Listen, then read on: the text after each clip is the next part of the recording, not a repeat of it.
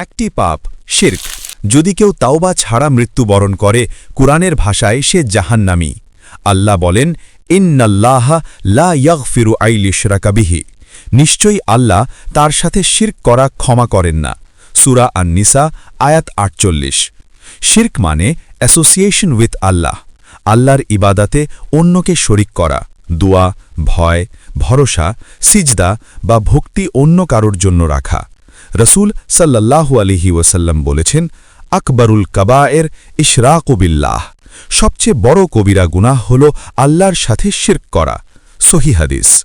ইংরেজিতে বলা হয়, শিরক ডিস্ট্রয়জ অল গুড ডিডস। সব আমল নাল অ্যান্ড ভয়েড হয়ে যায়। ইমাম ইবনে কাসির রহমতুল্লাহ আলাইহি বলেন, যে ব্যক্তি শিরক নিয়ে আল্লাহর সামনে হাজির হবে তার জন্য জান্নাত হারাম। হাসান আল বসরি রহমতুল্লাহ আলাইহি বলেন, শিরক এমন এক আগুন যা ঈমানকে পুড়িয়ে ছাই করে দেয়। তাই হে মানুষ, পিওর তাওহীদ আঁকড়ে ধরুন, তাওবা করুন, কারণ শিরক ছাড়া সব গুনাহ ক্ষমাযোগ্য। ভিডিওটি লাইক, সাবস্ক্রাইব করুন, কমেন্টে লিখুন, আল্লাহ সর্বশক্তিমান।